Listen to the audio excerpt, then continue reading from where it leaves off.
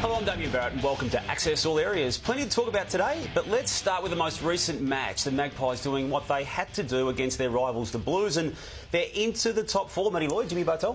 Damo, what you get with Collingwood at the moment is that other teams fluctuate from one week to the next, quarter to quarter, and you know what you get from Collingwood week in and week out, and I think their consistency, effort, consistency in game plan, and also the players. The players rarely change, so they've got a settled team, which is fantastic. Yeah, they've got some serious top-end depth in the midfield and that running power. I know in recent years we talked about the Giants and their running power, but Collingwood is unmatched in this space. You look at the names and you mentioned the consistency they're bringing.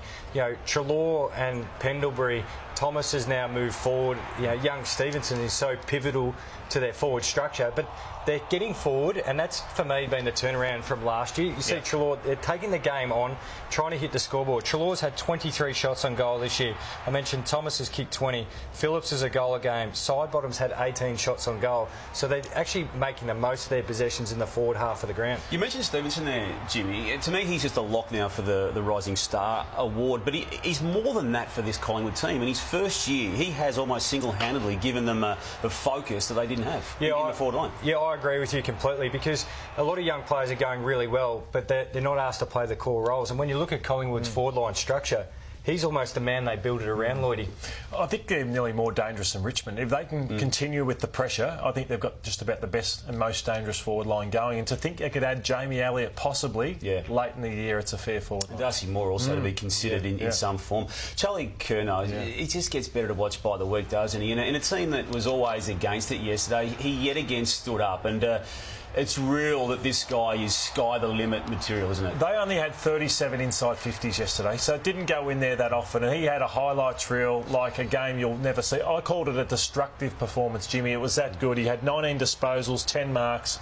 Just sensational. Scharenberg and Howe just couldn't cope with him. Yeah, the two guys who have been in red-hot form down back for Collingwood. You mentioned Howe. I haven't seen someone compete as well with Jeremy Howe in the air. Look at this absolute hanger.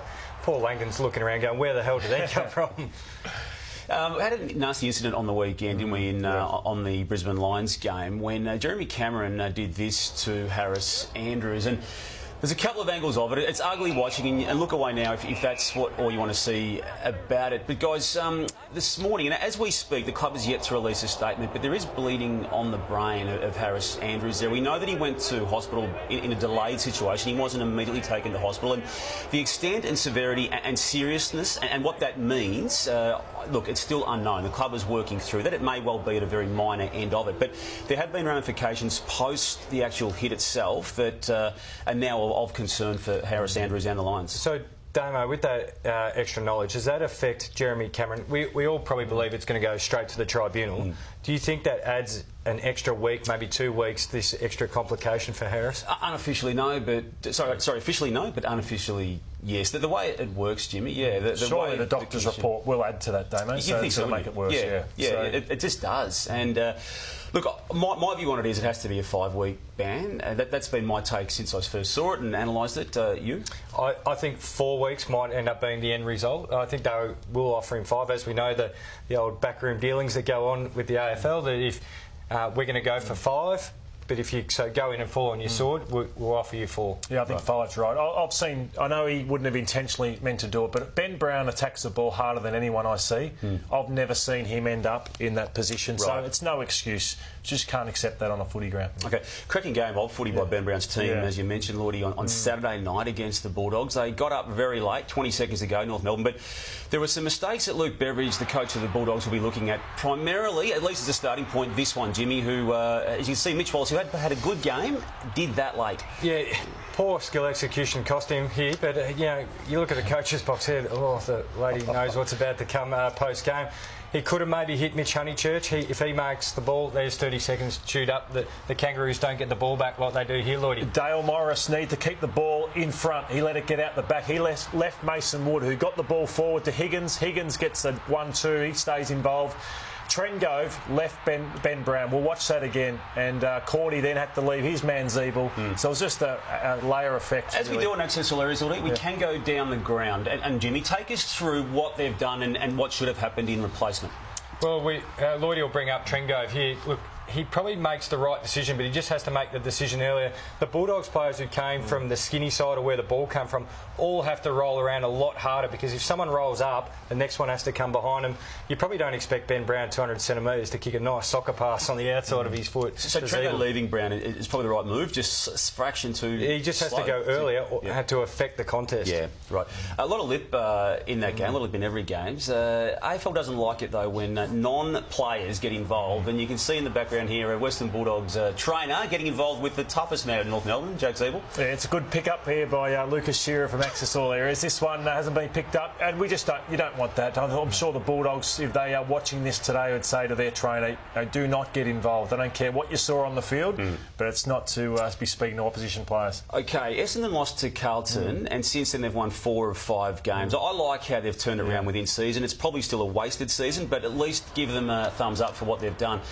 They did a number on the Eagles. Yeah, we just spoke about Collingwood and even Richmond the year before taking the game forward, and this is what they're doing now from half back. They've got the actual weapons to be able to do this. You know, McKenna's got serious speed. Sard, his form's turned around when they've taken the game forward. And what they did really well is sort of make Jeremy McGovern defend and not just be that peel-off, drop-off player. I think it all starts in the midfield. As good as Sard and Connor McKenna were on the weekend, I think Belchambers in the ruck beat Nat Nui. I think Heppel's form's improved out of sight. Zach Merritt is back to his best, and when they're on fire and there's not as much pressure on the back line, you can have runs and attacks like this. They've beaten GWS away, Geelong, and then West Coast away. The next 2 weeks are North and Collingwood. Yeah. They can win 2 of those, they're back on track. They liven up, don't they? Yeah. Until that game, West Coast had lost just to the one team, Sydney, early in the season, round 1, and then the previous week. On the back of what we saw against Essendon, and let's take a look at some of the ordinary performances individually as this game unfolded.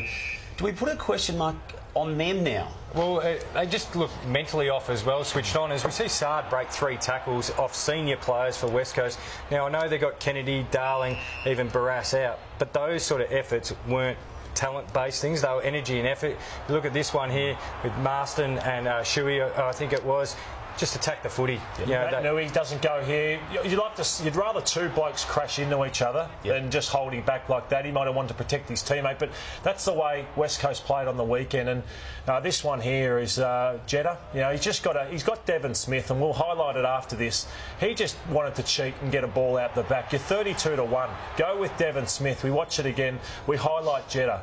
It's just not good enough. Jeddah's on Devon Smith. Watch his effort. He's actually hoping and banking on West Coast winning the ball so he can get a handball. He's got to try and be tackling Smith there. That wasn't good enough, and pretty much summed up from the first centre bounce what they did on the weekend. Here's Jeddah again. He's got Fantasia.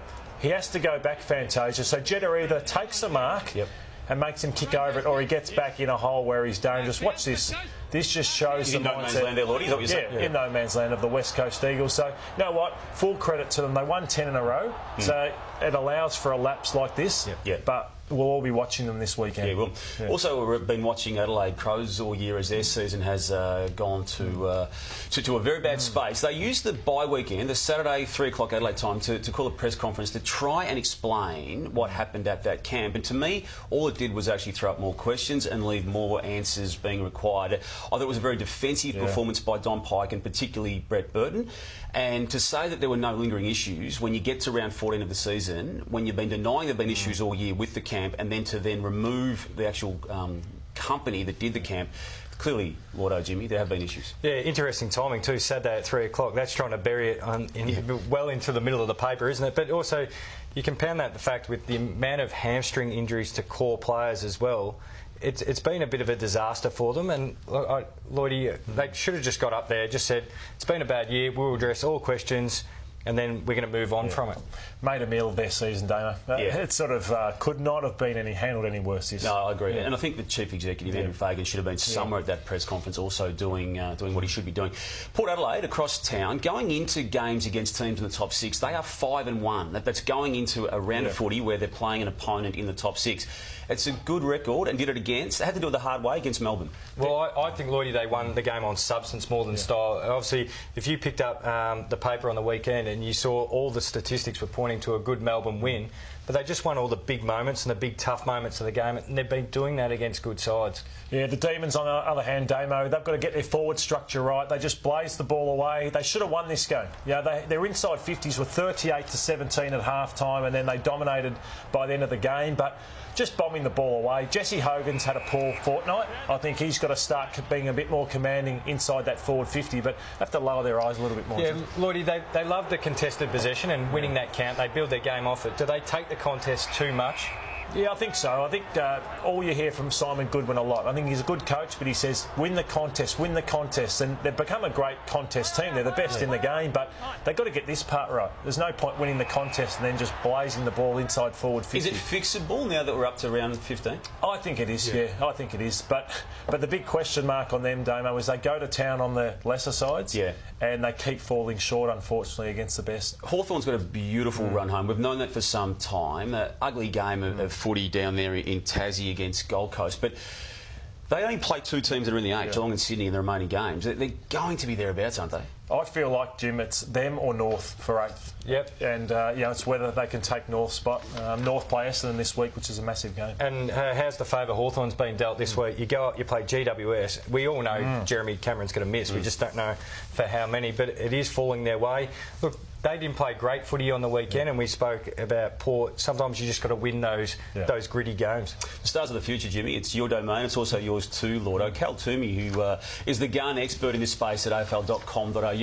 This is a list he compiled a couple of weeks ago of 10 names that are prominent and are going to be very high when it comes to the draft. Your intel on that list, guys, it's just as expert. Yeah, well, Jack Lukosius, a lot of people have got him as the favourite for number one, but you could pick 6 or 7 guys here, could make strong cases for the number one pick depending on what you went for, and that's the advantage of this year's. If you want a midfielder as your number one pick, there's 4 or 5 that you could go for. If you want the key forward or the key position player, there's some outstanding options there. So on that then, Jim, if you're Carlton, would you consider trading pick one at all? Yeah, I would, because Jack Lukosius there is a South Australian product. He's an absolute star. You get him at the Crows. The Crows have multiple first-round draft picks, and you just look at Carlton, and there's been a lot of... We said there's 10 players plus a couple more outside there. If you could get 2 picks and you can address it, so for example, just using that list, if you could land a Ben King and a Bailey Smith, so you get your midfielder and you get your key forward. So you're saying Carlton do a deal with Adelaide, and therefore Adelaide gets the coaches. Well, Adelaide gets what they want. They get their local product star. You don't ever have that worry of go-home factor. Carlton vice versa. They could take 2 Victorian kids. You can address the midfield and maybe another key position post. It's good to have a curtain raiser before the Carlton-Collingwood game yesterday. It was Victoria Country versus Vic Metro underage. Billy Brownless's boy, Oscar Brownless, who's making his own name this year, went into the game a little bit injured, but emerged with goal of the year. Yeah, you think they take him now, Geelong, with what he's shown this year as a father-son. Fantastic, it's a lot of pressure, being the son of Billy Brownless, like it has been for Gary Ablett Jr. and all those sorts of things. But he showed his wares yesterday, Jimmy. He had a great day. Yeah, he's not the key forward like his dad. He's a hard-running midfielder. He's got a huge tank, and he's played run with rolls, he's played inside, and he's also played a bit of half-back and half-forward as well. Now, you've demanded in recent weeks to give you some time right here these shows, access to all areas. You like to go a little bit light-hearted. Yeah, I'll pump my chair up here to go a little bit higher. Look, Connor McKenna, he wouldn't have played too many years of footy. He's learnt the game over here. A nice little solo, as they do in Gaelic football. So that's the good of football skills. We're going to see the bad here. Scott Lysett, get him to give Ruckman their usual good name here. He's probably grown up playing Oz kick.